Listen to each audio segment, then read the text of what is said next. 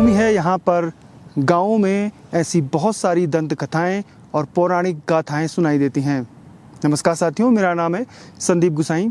एक ऐसे ही पौराणिक गाथा है द्रोणागिरी गांव में, जो हमें ले चलती है सीधे रामायण काल में। जब भगवान राम और रावण का युद्ध हो रहा था तो लक्ष्मण जी मूर्छित हुए और फिर खोज हुई संजीवनी बूटी की। आखिर क्या है संजीवनी बूटी और ये कहाँ से लाई गई, ये पूरी स्टोरी इसी पर है।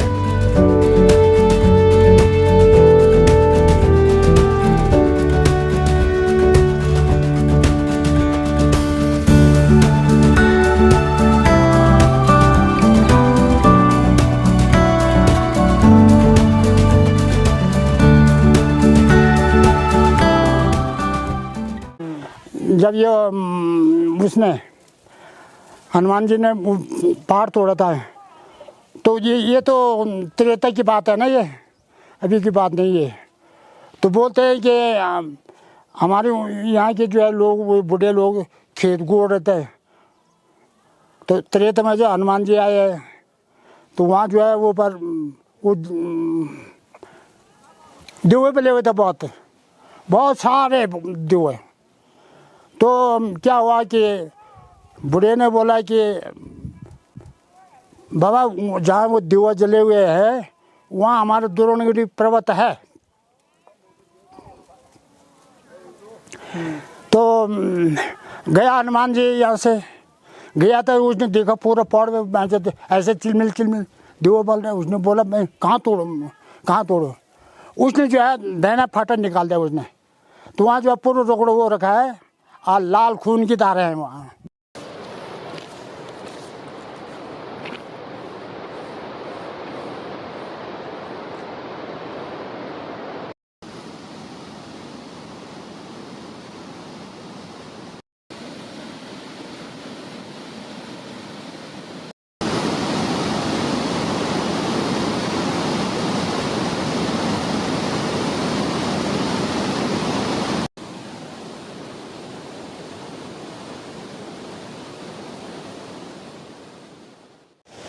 द्रोणागिरी पर्वत देवता को देखने के लिए, उनके दर्शन करने के लिए हमें द्रोणागिरी गांव से करीब 1 किलोमीटर ऊपर एक धार में आना पड़ता है। ये द्रोणागिरी गाड़ है।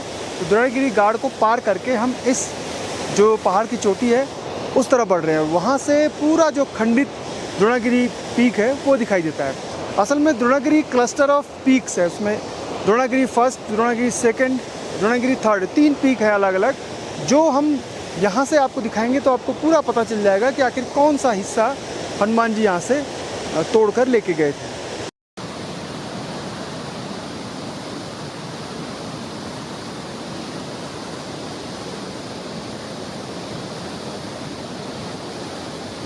द्रोणागिरी पर्वत की कहानी बड़ी रोचक है। रामायण काल में जब युद्ध हुआ तो लक्ष्मण जी मूर्छित हो गए और फिर खोज हुई संजीवनी बूटी की। तो उसके बाद हिमालय की यात्रा पर हनुमान जी निकले और कई जगह घूमते रहे। आखिरकार जो संजीवनी बूटी का क्षेत्र था, जहाँ संजीवनी बूटी पाई जाती है, वहाँ के लिए वो बढ़े। और वो इलाका था ये पूरा जो पैनखंडा का इलाका, यानी जो जोशीमठ से ऊपर का। द्रोणागिरी पर्वत की तरफ जब वो बढ़ रहे थे तो यहाँ कोहरा लगा हुआ था चारों तरफ। जैसे अभी भी आप देख रहे हैं कि बादल जो हैं वो द्रोणागिरी पर्वत पर आसपास चारों तरफ छाए हुए हैं। बरसात का मौसम रहा होगा शायद, इसलिए कोहरा और भी ज़्यादा रहता है बरसात में इस इलाके में। द्रोणागिरी गांव में स्थानीय लोग बताते हैं कि एक बूढ़ी महिला थी जो कहीं नहीं जाती थी, अपने ही घर के आंगन में रहती थी। लेकिन जब हनुमान जी आए तो कोहरा लगा था। हनुमान जी ने उस वृद्ध महिला से पूछा कि उन्हें द्रोणागिरी पर्वत के दर्शन करने हैं, क्या वो उन्हें उसका रास्ता बता सकती है। वृद्ध महिला ने उनको रास्ता बताया, लेकिन हनुमान जी समझ नहीं पाए, इसलिए उन्होंने उनसे आग्रह किया कि वो उनको अपने कंधे में बैठाकर ले चलेगा, लेकिन वो ठीक जहाँ पर द्रोणागिरी पर्वत है वहाँ लेके आए। तो ठीक मेरे सामने इस तरफ द्रोणागिरी पर्वत है और ये चारों तरफ बुग्याल है। वृद्ध महिला हनुमान जी को ठीक द्रोणागिरी पर्वत के नीचे तक लेके आई और उसके बाद फिर कोहरा और भी घना हो गया। बाद में जब घटना मालूम हुई गांव वालों को कि द्रोणागिरी पर्वत को तोड़कर हनुमान जी ले गए हैं, तो जो वृद्ध महिला थी वो भेड़ बकरियों के साथ फिर वापस गांव आ गई। गांव वाले जब अपने काम करके वापस आए तब उन्हें इस घटना का पता चला। वृद्ध महिला ने पूरी जानकारी दी उनको कि एक बानर जो है वो यहाँ आए थे और उनको लेके फिर द्रोणागिरी पर्वत के पास लेके गए थे। उसके बाद बताते हैं स्थानीय लोग कि पर्वतराज द्रोणागिरी और हनुमान जी के बीच काफ़ी भयंकर युद्ध हुआ। हनुमान जी ने उनसे रिक्वेस्ट की, आग्रह किया कि वो उन्हें जाने दें, लेकिन युद्ध हुआ और अंत में फिर द्रोणागिरी का हाथ तोड़ दिया था हनुमान जी ने।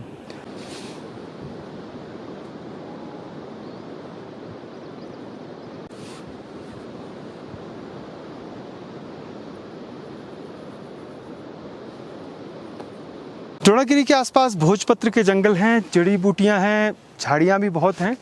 और यहाँ पर एक बात का खास ध्यान रखता है, आप ऊंची आवाज़ में चिल्ला नहीं सकते। उसके अलावा चटकीले जो रंग होते हैं, जैसे लाल रंग है, क्योंकि लाल रंग हनुमान जी का प्रतीक है, इसलिए लाल रंग तो पूरी तरीके से वर्जित है। उसके अलावा जो चटकीले रंग होते हैं वो भी पहनना वर्जित है। कुल मिलाकर ये एक संवेदनशील इलाका है। जैसे हम केदारनाथ की बात करते हैं कि केदारनाथ ग्लेशियर के मुहाने पर है, तो ठीक द्रोणागिरी गांव भी ग्लेशियर के मुहाने पे है। ठीक ऊपर बागनी ग्लेशियर है, इस तरफ द्रोणागिरी ग्लेशियर है। इन ग्लेशियरों से होते हुए जो पानी है फिर धौलीगंगा में मिल जाता है। और ग्लेशियर पहले जो Wadia institute of Himalayan geology की रिपोर्ट है कि द्रोणागिरी गांव से भी नीचे ग्लेशियर के जो मोरेन हैं या जो उनके चिन्ह हैं वो दिखाई दिए हैं, यानी ग्लेशियर बहुत नीचे तक रहा होगा। अब वापस आते हैं उस कहानी पे जिसमें ये कहा जाता है कि भगवान हनुमान यहाँ से संजीवनी बूटी लेकर आए। अभी जो द्रोणागिरी पर्वत है बिल्कुल बर्फ़ से ढका है और किसी भी जड़ी बूटी का वहाँ पर नामो निशान नहीं है, यानी बर्फ़ जहाँ पर 12 महीने हमेशा बर्फ़ हो वहाँ जड़ी बूटी मिलना नामुमकिन है। द्रोणागिरी की गांव की जिस हाइट में है, करीब 12,000 फीट के आसपास, यहाँ जड़ी बूटियाँ बहुत बड़ी मात्रा में हैं। तो क्या उस समय जब रामायण काल में क्या वहाँ पर बर्फ़ नहीं रही होगी, क्या वहाँ पर जड़ी बूटियाँ रही होंगी? ये भी एक शोध का विषय है कि क्या वाकई में यही वो क्षेत्र है, यही वो पर्वत है जहाँ पर जड़ी बूटियाँ थी, या फिर जड़ी बूटियाँ उसके आसपास रही होंगी जहाँ पर आज है, और इनकी रखवाली जो है पर्वत देवता करते होंगे। आज भी स्थानीय लोग बताते हैं कि यहाँ से जड़ी बूटियाँ न तोड़ा जाए। जो भी बाहर से पर्यटक आते हैं द्रोणागिरी पीक को देखने के लिए या फिर बागनी जो ग्लेशियर है उसको देखने के लिए, तो स्थानीय लोग कहते हैं कि आप फूलों को ना छेड़ें, फूलों को ना तोड़ें। शायद यही वजह रही होगी कि जब हनुमान जी जड़ी बूटी यहाँ से ले जा रहे होंगे तो पर्वत देवता ने उनका विरोध किया होगा, और जब लड़ाई हुई होगी तो उनका हाथ तोड़ा गया होगा। और यही वजह है कि आज भी जो स्थानीय द्रोणागिरी गांव के लोग हैं, नीति घाटी में केवल द्रोणागिरी गांव के लोग भगवान हनुमान से नाराज़ हैं, नाखुश हैं कि उन्होंने द्रोणागिरी पर्वत से युद्ध किया और उनका हाथ भी तोड़ा, इसलिए भी उनकी पूजा अर्चना नहीं की जाती है। और जब पहले, अब तो बहुत कम लोग रह गए, लेकिन 30-40 साल पहले जब गांव में बहुत ज़्यादा लोग 6 महीने के लिए आते थे, तो उस समय यहाँ पर रामायण का मंचन होता था, और जैसे ही हनुमान की एंट्री होती थी उससे पहले ही ये रामायण बंद कर दी जाती थी, यानी उसके आगे, क्योंकि उसके आगे पूरा हनुमान का पाठ होता है रामायण में, तो वो बंद कर दिया जाता था। हर साल जून के महीने में एक मेला यहाँ पर आयोजित किया जाता है पर्वत देवता द्रोणागिरी के लिए, और उसमें जो पूजा अर्चना होती है, तो जिस व्यक्ति पर वो पसवा अवतरित होता है पर्वत देवता का, उसका एक हाथ जड़ हो जाता है, बिल्कुल एकदम निश्चित हो जाता है, उसमें कोई भी हरकत नहीं होती। तो ये मानते हैं कि ये उन्हीं पर्वत देवता के कारण होता है कि जो हनुमान जी ने उनका एक हाथ तोड़ा था। एक बात और है, जब पूजा होती है तो पर्वत देवता ने महिलाओं को श्राप दिया था कि जब भी उनकी पूजा अर्चना होगी या उनका जो मंदिर प्रांगण होगा जहाँ पर उनकी पूजा अर्चना की जाती है, वहाँ महिलाओं का आना वर्जित है। इसलिए जब भी पूजा होती है जून के महीने में, तो महिलाएं उस प्रांगण में नहीं आती, वहाँ से दूर ही रहती हैं। जो पर्वत देवता हैं उनका नंदा देवी से रिश्ता चाचा का है, और इसलिए नंदा देवी यहाँ बहुत पसंद है ये गांव और ये पूरा इलाका। तो जब यहाँ से जाने की कोशिश करती है नंदा माँ, तो बार बार पीछे मुड़कर देखती भी है।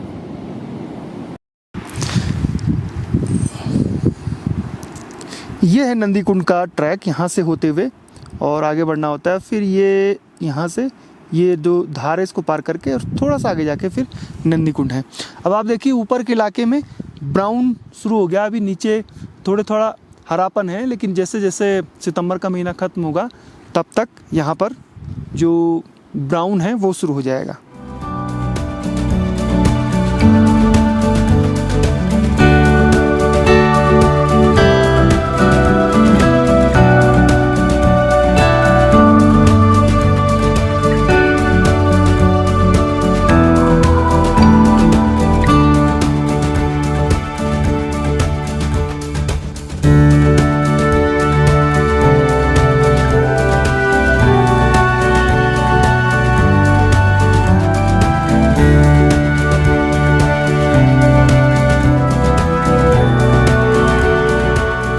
पूजा अर्चना जो होती है इन्हीं पर्वत देवता की होती है।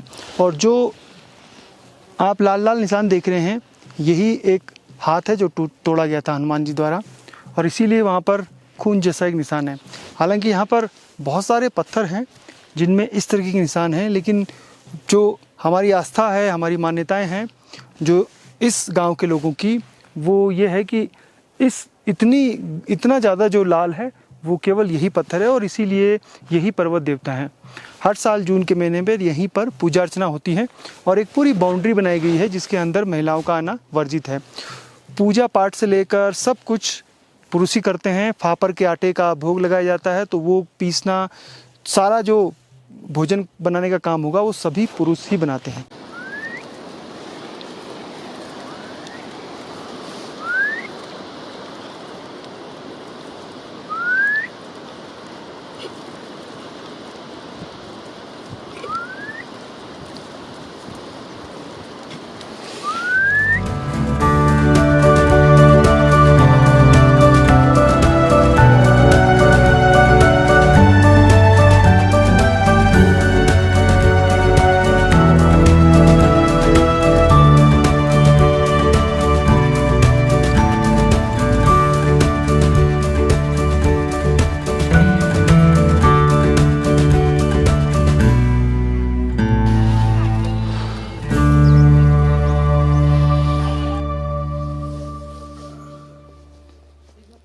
से फिर उसके बाद सूख गया तो तब खराब नहीं होता।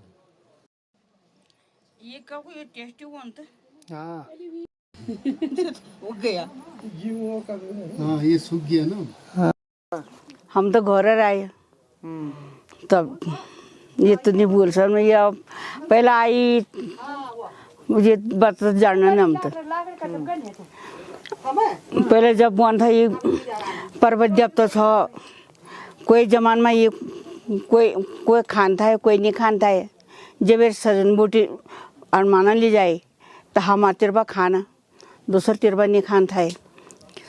तो न वो मतलब बताए कि सजन बूटी तक रोन बोल के, तो ये से तब ये ऊन की जब रामलीला वो तो ये हनुमान ने सब वो में खत्म हो जाता मिला। हाँ तब वो खत्म जब वो हनुमान वो जान ना तब रामलीला खत्म हो जाए। पहले वो था एक, अब तो सब नीचे रहना था। आपको कपू कौन कोई नहीं कौन, अब सब नीचे ये तो आज ये पूजा वास्ता यहाँ लो सब, तो ये हमने चीज उम्र का तो गया पे मेरा 80 कौन के हाँ। 3 साल और 4 साल कम से। अच्छा 77 80 खेती बाड़ी खूब का पहले?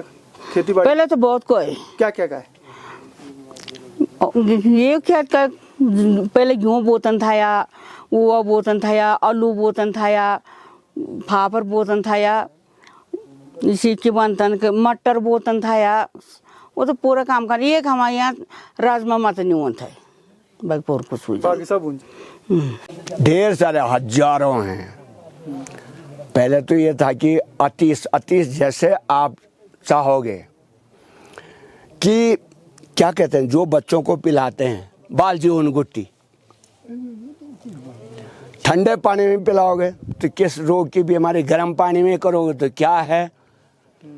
ये मानो जैसे बालजीवन गुट्टी वो एक मानो अतीस था। जैसे मानो यहाँ तो यहाँ भी जैसे गंदरानी छीपी जिसको हम कहते हैं, वो मसाले के साथ साथ वो मानो एक औषधि भी है, टेस्ट भी देगा और मानो पाचन शक्ति, पेट दर्द, अगर उसको उबाल के एक जड़ी बना आधा भी, तो जिसका भयंकर पेट दर्द हो रहा है वो पेट मानो ठीक कर देगा। और जैसे बरमो है, जिसका बुखार कभी उतर नहीं रहा, अगर बरमो के जड़ को घिस के पिला दो, या सर दर्द वाला जिसका है उसको पानी में चपोड़ दो, वो तुरंत साफ हो जाएगा। अभी मेरे यहाँ पे एक वैद्य है जो सारे डॉक्टरों से हार के आता है, जिसका बुखार नहीं, जैसे बोन गामजोर, वो हमारे लाता में आज भी है, पता नहीं क्या जड़ी है पर मानो जब ढेर सारे हैं यार। हत्ता जड़ी है, पहले कौन सा टाँका टोका लगा दे, कट गया तो हत्ता जड़ी के सो डाल दो, हो गया। जैसे बर्मा कह दिया, जैसे चंद्रा है, जैसा पेचिस होता ना, वो सब्जी थी एक, पेचिस हो गया, उसके बाद पेचिस बंद हो गया, पर आदमी लेटिन जाना, लेटिन भी नहीं होता है, जगह आऊँ पा ना, अगर उसको उबाल के धो के और घी में भून के खिलाओ तो तुरंत। कई चीजें हैं, ये तो वक्त पे अभी तो दूर है।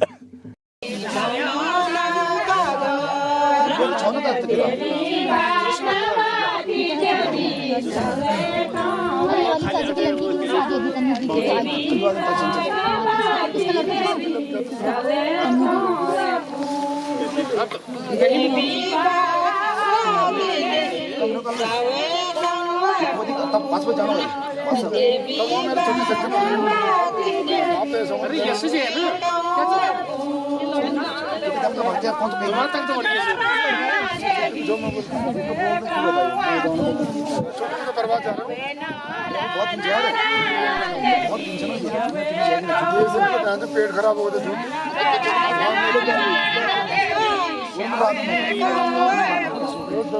जी, जो ये द्रोणागिरी है, ये बायोडाइवर्सिटी, जैव विविधता से बहुत संपन्न है।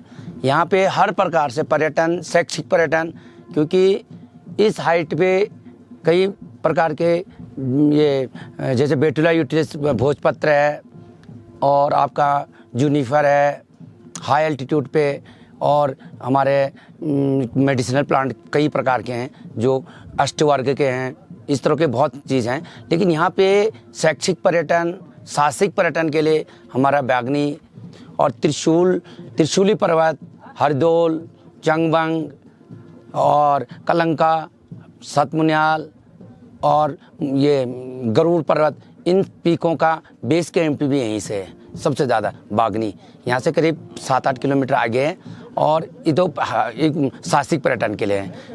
यदि कोई बच्चे शैक्षिक में जियोलॉजिस्ट हैं तो आप ग्लेशियर से बारे में पूरा अध्ययन जान सकते हैं। कोई जो बायोलॉजी बॉटनी के जानकर वनस्पति विज्ञान के लिए, तो यहाँ पर वनस्पति का तो पूरा भंडारी है, तो यहाँ पर रिसर्च के लिए और अपना देखने के लिए कोई भी चीज़ें यहाँ पर इस तरह के हैं। और वाइल्ड लाइफ का है, मस्क डियर का था, और जो मोनाल है, भरल है, इस तरह के काफ़ी हैं। लेकिन ये भी आप मतलब शैक्षिक भ्रमण के लिए, वाइल्ड लाइफ के लिए, इस तरह बर्ड वाचिंग का भी है।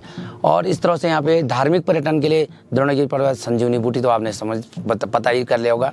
इसके साथ साथ इस क्षेत्र में कई प्रकार के, जैसे नंदी कुंड का है, और हमारा जो भी ये इको टूरिज्म का और पुराने मकान का, जैसे मड का जो हमारे मकान है, एक इको फ्रेंडली, बस देर में है लेकिन इको फ्रेंडली है। सीमेंट आजकल लगा रहे हैं, लेकिन हमारे स्वास्थ्य के लिए इको फ्रेंडली इसलिए है कि वो हमारे सस्टेनेबल डेवलपमेंट का भी है जो होता है, और आदमी को बीमारी भी नहीं होगी, क्योंकि ये टेम्परेचर उतनी जितना हमको चाहिए उतने टेम्परेचर देते हैं। तो इसलिए इस तरह के यहाँ पे कई प्रकार के पर्यटन की संभावनाएं हैं।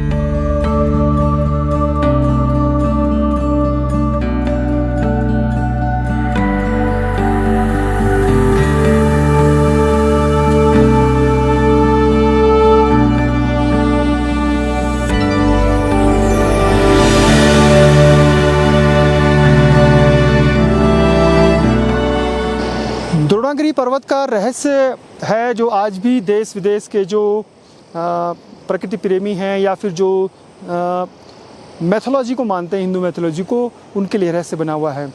जहाँ पर द्रोणागिरी पर्वत टूटा है आज भी वो निशान, वहाँ पर खून जैसे धब्बे दिखाई देते हैं। हालांकि वो बहुत दूर है, किसी और समय एक बार कोशिश की जाएगी कि उस स्थान तक आपको लेकर जाएं। द्रोणागिरी पर्वत देवता को लोग बहुत सम्मान के साथ पूजा करते हैं और बहुत मानते भी हैं। इसलिए यहाँ द्रोणागिरी आने से पहले आप लोग बेसिक जानकारियाँ ज़रूर जुटा लें जब भी आप द्रोणागिरी गांव आएँ। ये स्टोरी द्रोणागिरी पर्वत देवता की कैसी लगी, हनुमान जी की कैसी जो पूजा इस गांव में नहीं होती, ज़रूर बताइएगा। संदीप गुसाई को इजाज़त दीजिए। जय नंदा, जय हिमाल। चारा दीना स्वामी मैं तोड़ावे जोलो, चारा दीना स्वामी मैं तोड़ावे जोलो, कैसी तुई वली गौराबे कैसू तेरो मेहता, कैसी तुई वली गौराबे कैसू तेरो ओ मेहता, श्यामा बुनी गौरा बलम में तोड़ावे जोलू, सुबरे बुनी ये गौरा में तोड़ावे जानू, सारा दीना स्वामी मैं तोड़ावे जानू।